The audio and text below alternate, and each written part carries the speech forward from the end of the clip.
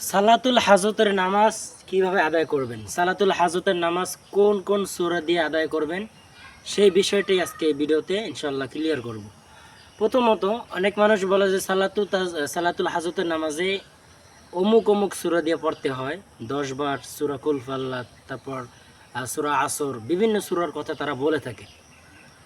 প্রথমত কথা হলো, কোনো নামাজের জন্যই নির্দিষ্ট কোনো সূরা নির্ধারিত করা নাই। সালাতুল হাজতের নামাজের জন্য যে অমুক সূরা 10 বার করে পড়তে হবে, 3 বার করে পড়তে হবে, এগুলো মিথ্যা বানোয়াট কথা।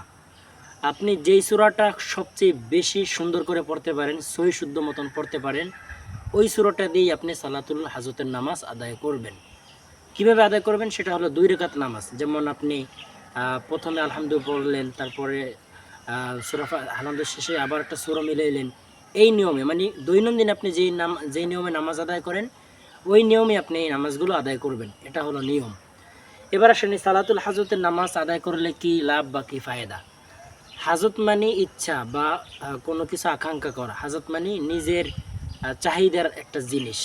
তো আপনি যখনই কোনো একটা বিষয়ের প্রতি নিয়ত করবেন, বা আপনার যে কোনো একটা জিনিস বেশি প্রয়োজন, বা আপনি সেটা পেতে চান, এরকম যদি হয়, তাহলে এটাকে উদ্দেশ্য করে হাজতের নামাজ মানুষ আদায় করে, বা কোনো জিনিস পূর্ণ হওয়ার জন্য হাজতের নামাজ আদায় করে। তো এই নিয়তে আপনি নামাজটা আদায় করতে পারেন। নিয়তটা কীভাবে?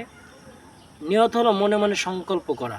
আরবিতে যে বলতে হবে বা বাংলায় বলতে হবে এমন কোনো বিষয় নয়, তারপরও বললে ভালো, সেটাও বাংলায় বলা উচিত। যেমন নামাজের দাঁড়ানোর আগে আপনি বললেন যে আল্লাহ, আমি হাজতের নিয়তে 2 রাকাত নামাজ আদায় করতেছি, আল্লাহু আকবার, ব্যাস, এখানেই এনাফ, আর কিছু লাগবে না। এরকম নিয়ত করে আপনি কিন্তু হাজতের নামাজ আদায় করতে পারবেন। তো ভিউয়ার্স, আশা করি সকলে বুঝতে পারছেন বিষয়টা। আর যারা যারা এই ধরনের কুচক্র বা কুকথা বলে থাকে বা মিথ্যা বানোয়াট কথা বলে থাকে, তাদের কথায় কান দেবেন না। আপনি যেই সূরাটা সবচেয়ে সহজভাবে পারেন, সেই সূরাটা দিয়ে আপনি 2 রাকাত করে নামাজ সালাতুল হাজত আদায় করবেন। আশা করি সকলে বুঝতে পেরেছেন। আর অবশ্যই আমার চ্যানেলটাকে সাবস্ক্রাইব করে রাখবেন দৈনন্দিন নতুন নতুন আমল পাওয়ার জন্য। সবাই ভালো থাকবেন। আসসালামু আলাইকুম।